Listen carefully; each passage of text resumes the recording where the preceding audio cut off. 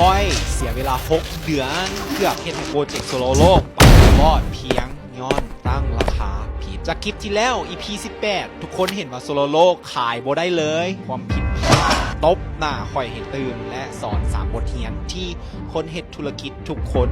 พลาดเด็ดขาดข้อที่1อย่าลงทางสินค้าหลายกว่าลูกค้าค่อยมั่นใจว่าสินค้าค่อยโคตรดีค่อยตั้งราคา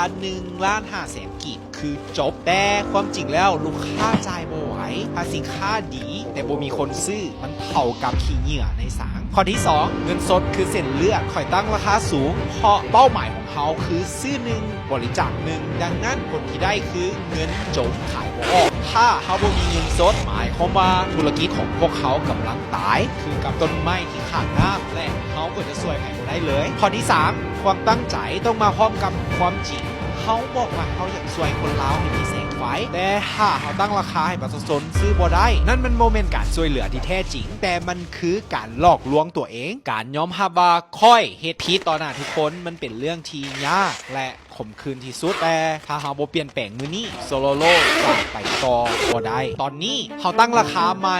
900,000 กีบพร้อมรับประกัน2 ปีมีปัญหาเขาเปลี่ยนคืนให้เพื่อให้โซโลโลฮอดมือคนลาวได้แท้ๆหัวใจของเขาเบาลงและมีความสุขหลายขึ้นเพราะผู้ว่าเขากำลังสร้างความภูมิใจให้กับบ้านเกิดของเขาแท้ๆแต่พอปรับราคาลงมันก็มีปัญหาใหม่เข้ามาอีกแล้วติดตามตอนต่อไปโซโลโล One for All